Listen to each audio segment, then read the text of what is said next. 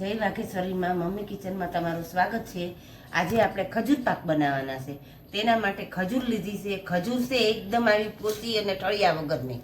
જો એકદમ આવી સરસ નોંધ લેવાની, એકદમ પોચી અને બિલકુલ ઠળિયો નહીં એકય તે, એવી જ આપણે પસંદ કરવાની। ખજૂર પસંદ કરવામાં પણ ખાસ કારીગરી છે। હવે આપણે 500 ગ્રામ ખજૂર લીધી છે અને આ કાજુના કટકા છે, આ બદામના કટકા છે, આના ડેકોરેશન માટે ટોપરું ખમણેલું છે અને આ સૂટ છે અને એક ચમચો ભરીને ઘી લીધું છે।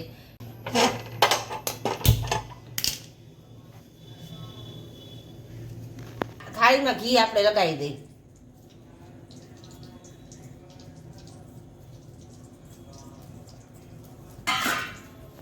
કાજુ બદામને ફ્રાય કરી નાખીએ આપણે।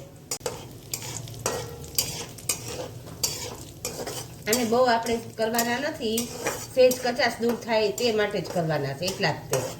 હવે આપણે આ થઈ ગયા છે, હવે આપણે આને કાઢી લઈએ।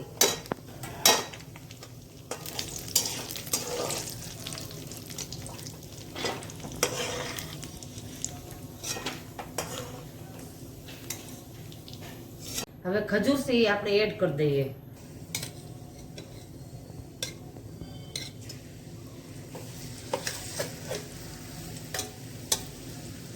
₹500 ગ્રામ ખજૂર લીધી છે।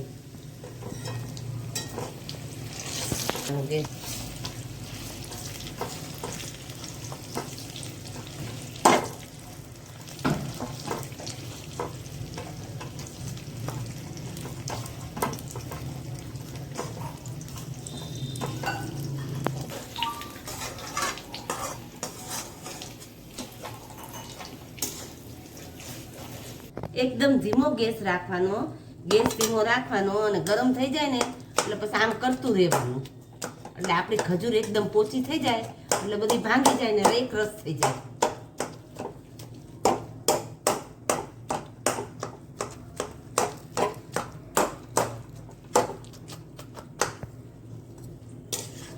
હલાવતું જવાનું ને આવી રીતના કરતું જવાનું।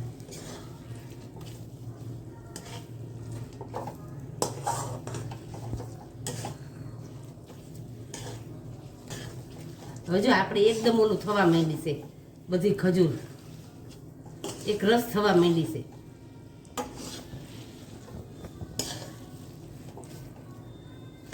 અમુક અમુક છે એટલે થોડીક વાર કરી તો એકદમ થઈ જશે રસ।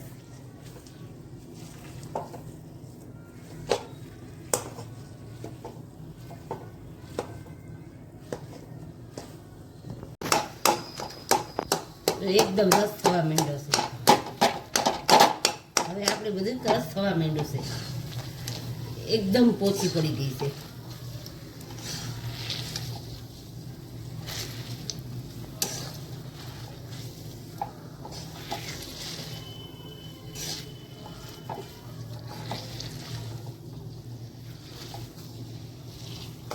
હવે આપણે કાજુ બદામ છે એ એડ કરી દઈએ।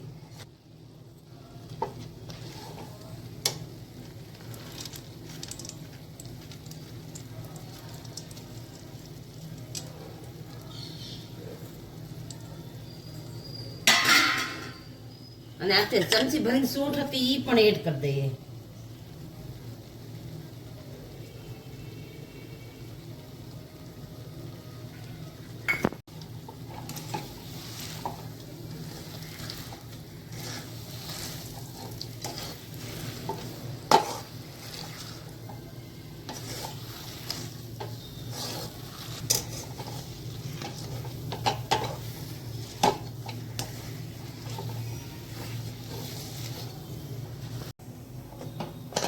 હવે આપણે ખજૂર પાક તૈયાર થઈ ગયો છે।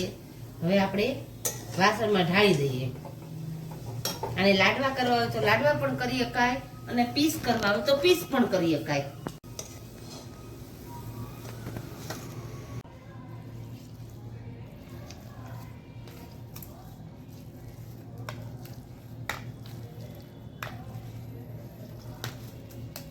અને આપણે પાથરી દઈએ વ્હાઈટ વડે।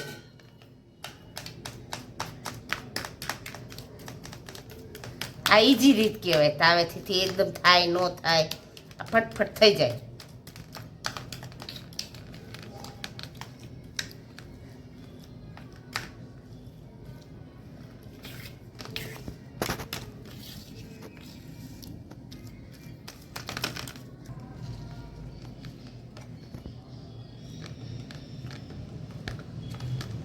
ટોપરાને આપણે ગાર્નિશ કરી નાખીએ.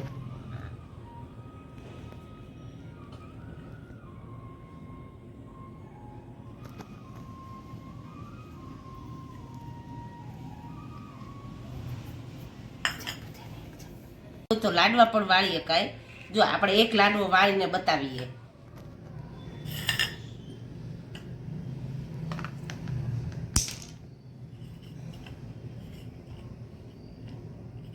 સેજ સેજ નવ શેકવું હોય ને તારે જ લાડવો વાળી નખાય.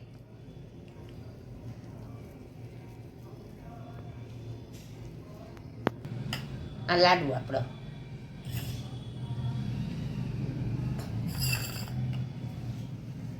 આપણે ટોપરું ડેકોરેશન કર્યું હતું એ હવે આપણે વાટકી વડે એકદમ આમ બેસાડી દઈ એટલે સરસ મજાનું થઈ જાય.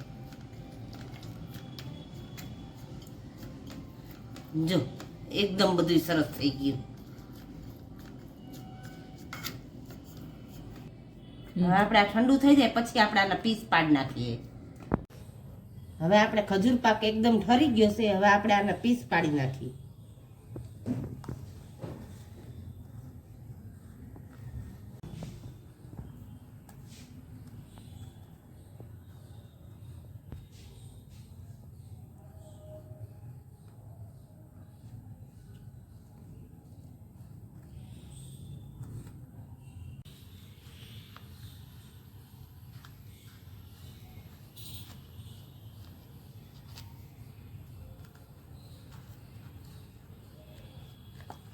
હવે આપણે ખજૂર પાક તૈયાર થઈ ગયો છે. આપણે પીસ પણ પાડ્યા છે અને લાડુ પણ બનાવ્યા છે.